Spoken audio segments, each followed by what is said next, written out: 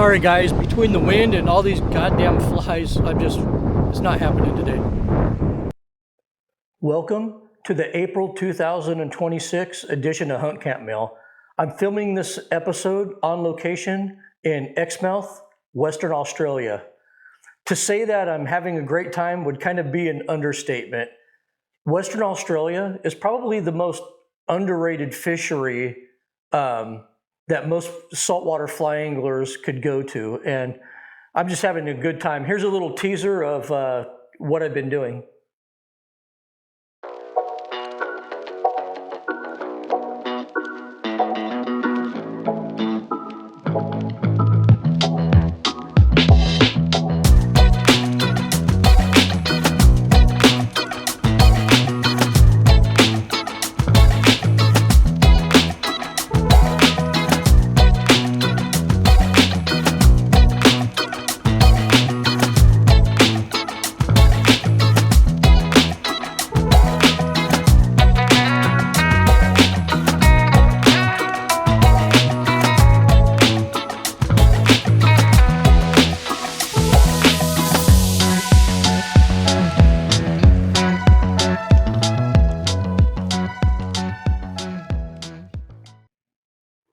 Even though conditions are very rough here right now, I am catching some nice fish on the fly, and the diversity of species here is just mind-blowing. Also, the people of Western Australia are the best in my opinion, and I'll release a short movie detailing my trip sometime next month. Well, I've done episodes of Hunt Camp Mail on location before, where I film outside, and wind is usually a problem with that. That's why I don't do it very often. And I actually went out and attempted to film this on the beach, but between the high winds and the amount of flies attacking me, I had to retreat back to the room to film this, and that's where I'm at right now. Yes, the flies are bad here, and it actually put a joke I heard about 5 years ago into perspective for me, and here's that joke. I heard a joke several years ago, and I really didn't understand it until now. Somebody told me, why do Australians have such funny accents?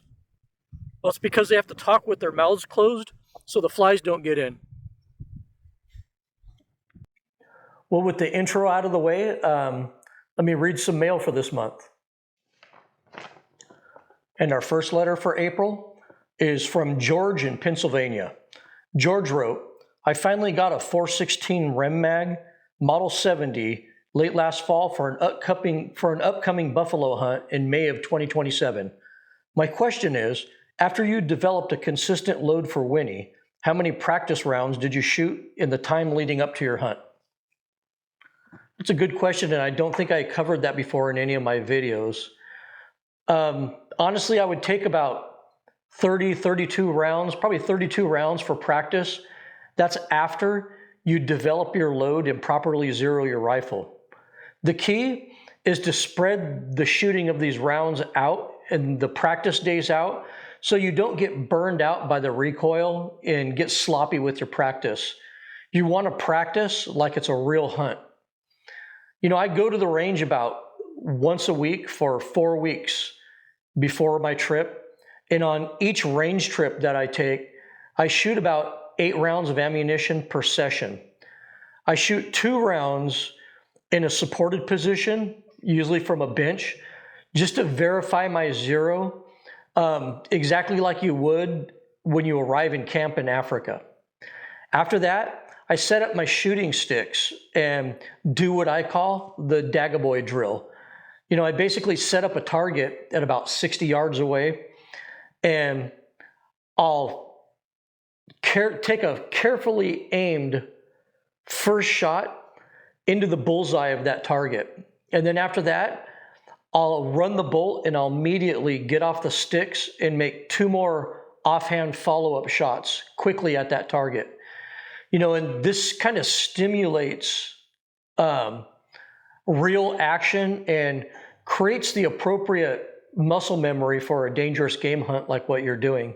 And after you run this Dagaboy drill, rest for about a half hour or so, and then run it one more time. And that should be about 8 rounds per session. And our next letter is from Gary in Rhode Island. Gary wrote, I enjoyed watching your EDC of a Gentleman Hunter video last month. I wish to thank you for turning me on to ERIKA'S original Marine Nationale straps. I've now purchased 3 and I love them. I started watch collecting since watching your video on watches. I noticed today that Teddy just released a watch video on EDC. You probably inspired him. Well, thank you for the kind letter, Gary. And I'm actually, wearing an ERIKA'S original strap while I'm fishing on this trip, and you'll see that on the video. My advice to the new watch collector out there is to get a couple of premium watches first. One for general wear, and one is a dress watch. After that, collect the cheaper EDC watches and have fun with the hobby.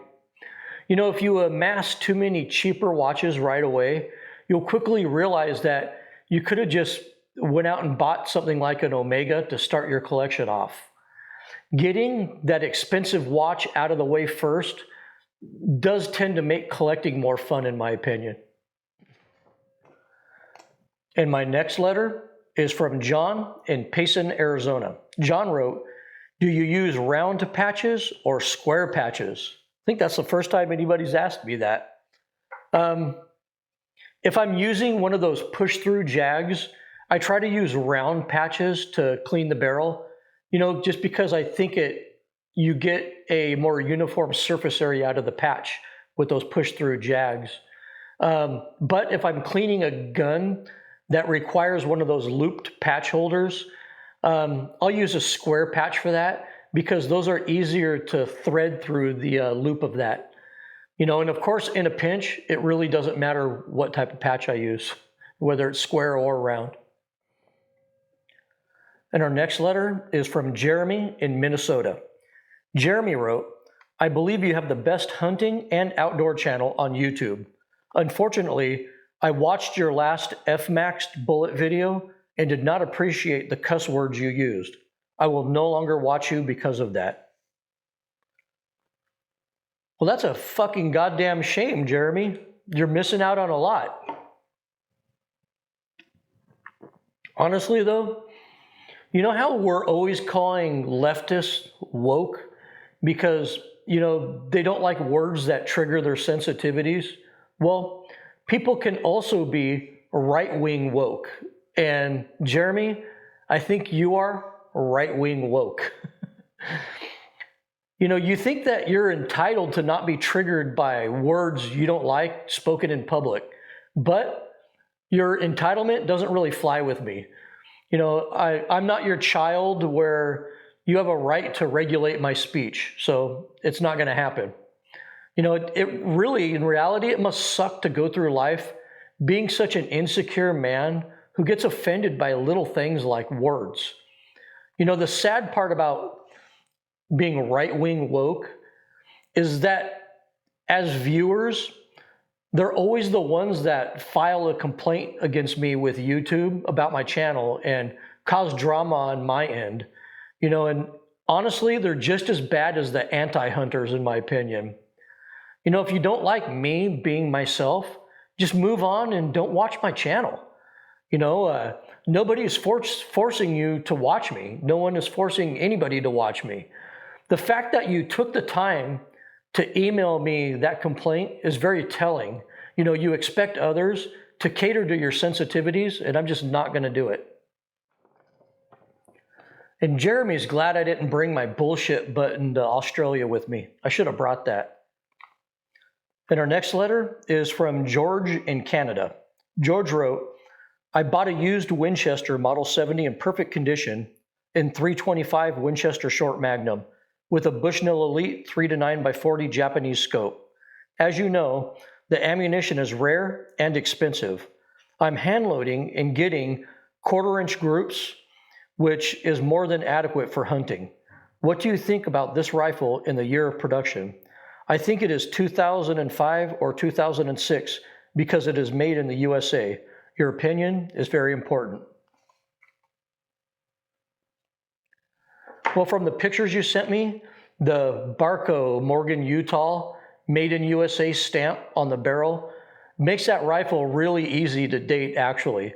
You know, there's a reason that your rifle shoots so great. It's because it was made between 2008 and 2013 at the FN manufacturing plant in South Carolina. Those were probably the best Model 70s ever produced, in my opinion. You know, you scored a great rifle there, you know, even if the cartridge it's chambered in is kind of a dead cartridge right now.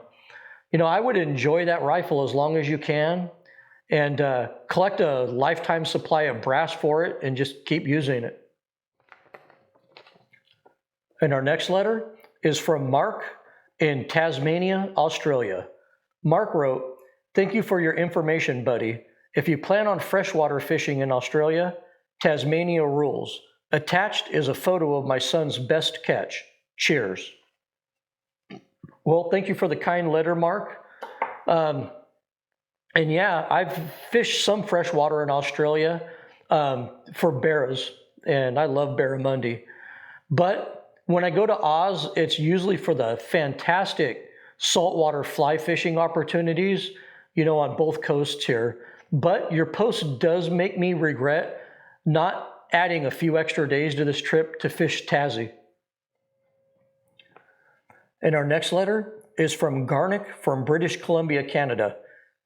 And I hope I'm pronouncing your name right, Garnick. Garnick wrote, "I agree with almost all of your comments so far, but there are a couple of things that I don't agree with.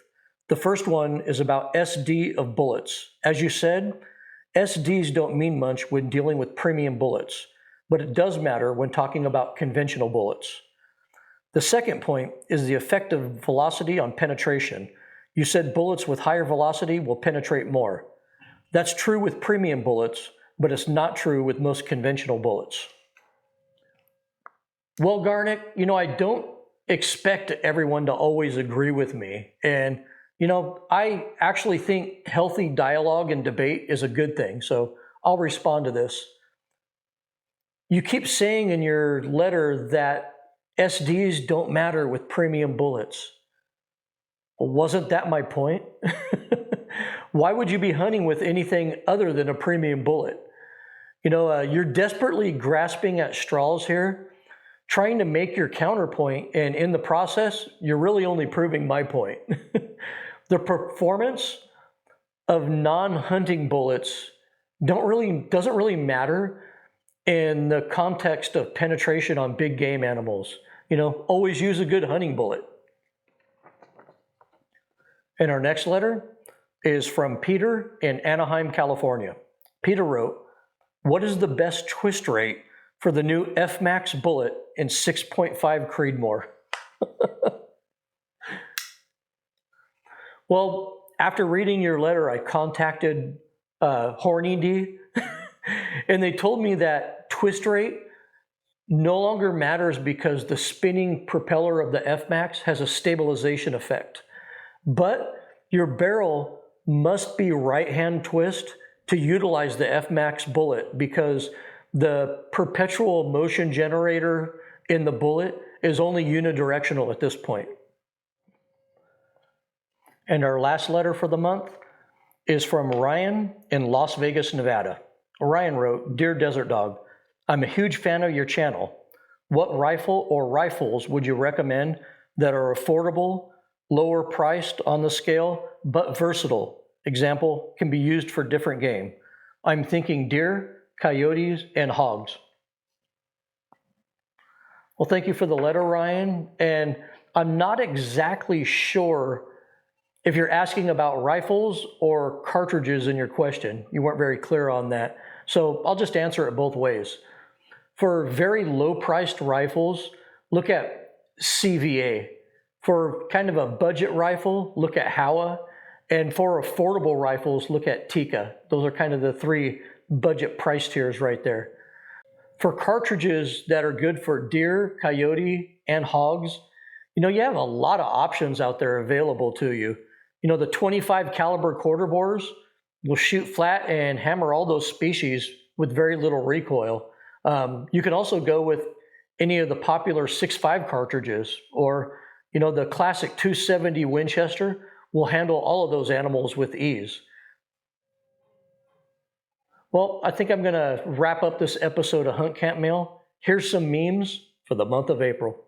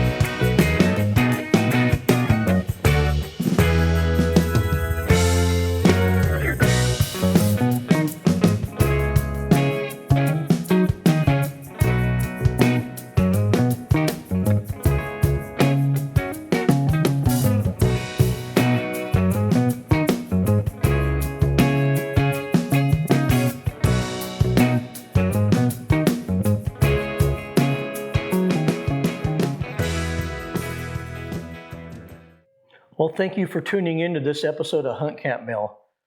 I'll produce a short video of this awesome fishing trip I took and upload it to YouTube sometime in the month of May. It's going to be a great movie, I think, but we'll see. Like I said, the fishing was tough here, but I did have some good moments. You can reach me with any questions or comments at desertdogoutdoors@gmail.com. As always, thank you for watching, and good hunting.